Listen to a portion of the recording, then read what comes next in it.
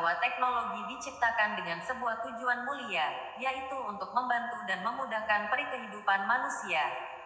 Banyak pekerjaan-pekerjaan yang dahulu harus dikerjakan oleh tenaga manusia dan membutuhkan waktu lama, kini dapat diwakilkan dengan alat tertentu yang berdasarkan sistem teknologi canggih dan dapat dikerjakan dalam hitungan detik. Sebut saja telepon, handphone.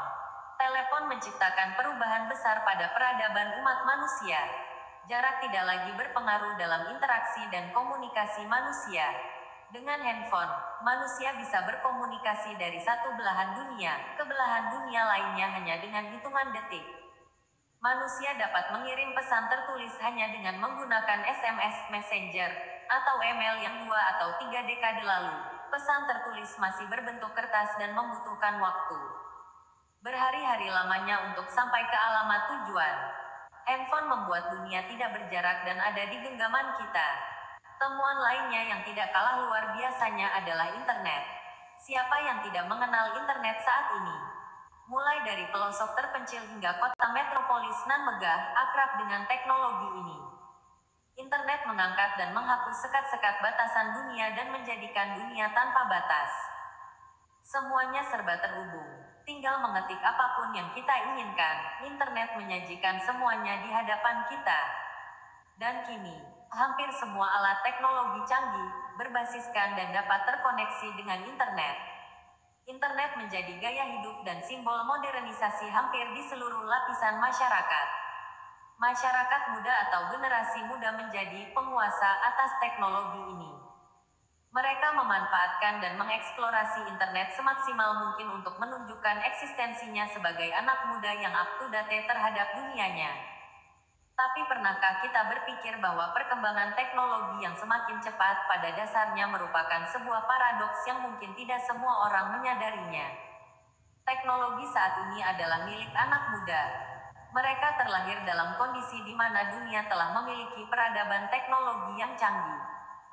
Secara alamiah ketika mereka lahir, dunia sudah terkonstruk dengan teknologi beserta sistem dan pola-pola yang khas berbasis teknologi. Mereka tumbuh besar dengan kondisi yang serba terkomputerisasi dan digitalisasi. Secara natural mereka disebut dengan digital native.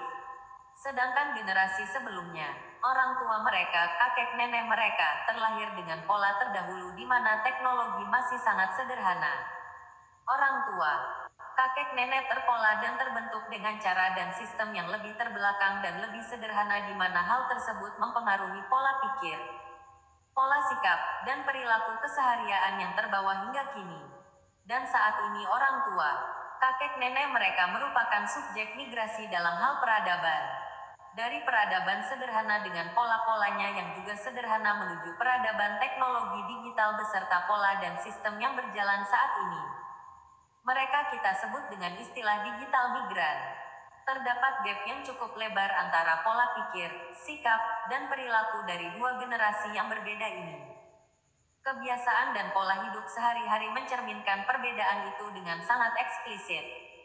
Mulai dari bangun tidur di pagi hari, pola pikir, sikap dan perilaku digital migran tertuju pada sesuatu yang terkait dengan kebutuhan dasar seperti menyiapkan makanan untuk sarapan keluarga, menyiapkan pakaian untuk dipakai bekerja dan beraktivitas, menyapu dan membersihkan rumah, dan lain sebagainya. Hal tersebut muncul dalam pola pikir, sikap, dan perilaku sebagai bentukan peradaban pada masa lalu yang dibawanya hingga masa kini. Mari kita bandingkan dengan digital native. Bangun tidur yang pertama kali terpikir dan dilakukan adalah mengambil handphone untuk melihat berita apa yang terjadi di belahan dunia lain. Mengecek apakah ada email yang masuk, mengupdate status jejaring sosial sambil melihat status teman-teman dan memberikan komentar kepada status teman. Mengecek siapa teman yang berulang tahun hari ini dan mengucapkan selamat ulang tahun melalui pesan singkat di internet, dan lain sebagainya. Bagi digital natif, update informasi terkini, kondisi lingkungan sosial dan jejaring sosial menjadi hal yang utama, bahkan lebih utama dibandingkan dengan kebutuhan primer seperti makan dan pakaian. Dalam hal adaptasi terhadap kecanggihan teknologi, mempelajari teknologi terbaru dan menguasai cara kerja alat-alat elektronika yang terbaru dianggap sebagai hal yang sulit dan cukup merepotkan bagi digital migran. Beda halnya dengan digital natif, bagi digital natif cepatnya perkembangan teknologi bukan menjadi masalah bagi mereka untuk dapat menguasainya serta mengikutinya. Pola pikir mereka secara natural telah terkonstruk untuk mampu beradaptasi mengikuti cara kerja alat-alat elektronika secanggih apapun. Bahkan perkembangan sebuah alat teknologi, seperti handphone, sudah mereka nantikan produk terbarunya walaupun handphone tersebut belum beredar di pasaran. Mereka sudah mengetahui fitur-fitur terbaru apa yang akan hadir dalam handphone tersebut. Sungguh kecepatan yang luar biasa yang mereka miliki mampu mengimbangi bahkan mampu mengungguli cepatnya kemajuan teknologi saat ini. Seringkali orang tua masih dibuat bingung dengan handphone model lama.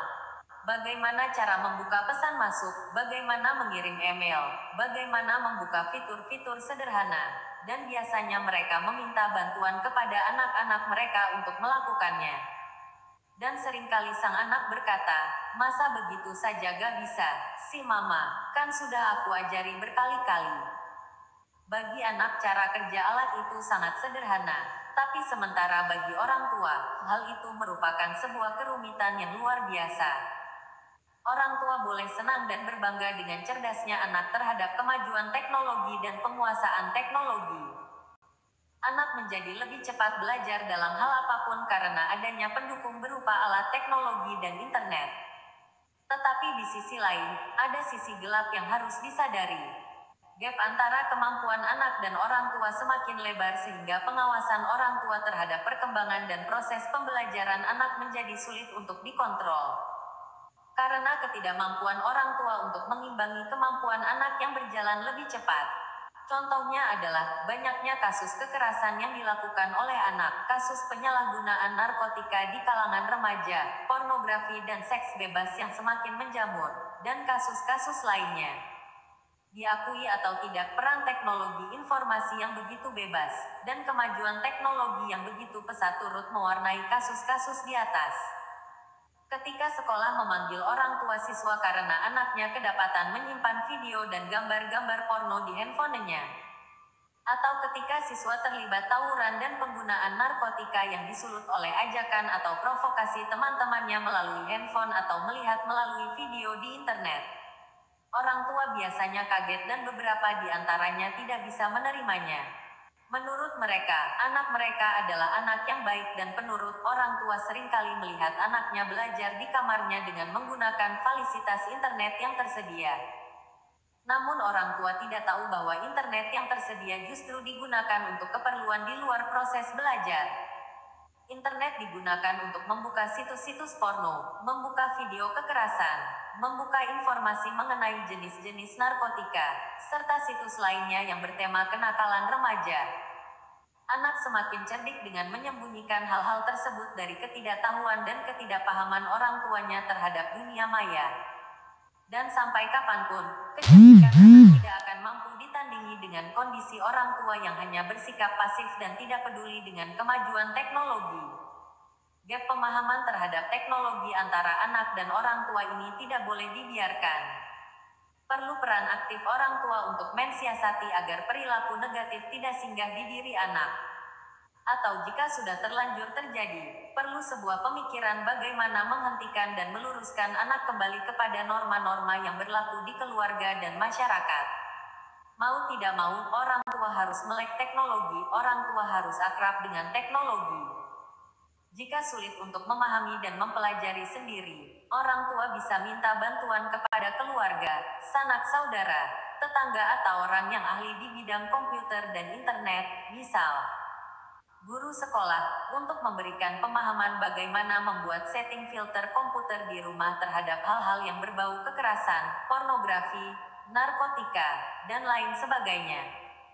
Selain itu, yang bisa dilakukan orang tua adalah menjadi sahabat bagi anak-anaknya. Orang tua harus mampu membeli hati anaknya dan menciptakan iklim yang hangat dan penuh dukungan di rumah. Sehingga anak akan merasa nyaman membicarakan apapun dengan orang tua ketimbang dengan temannya atau orang lain yang belum tentu dapat berdampak positif bagi anak.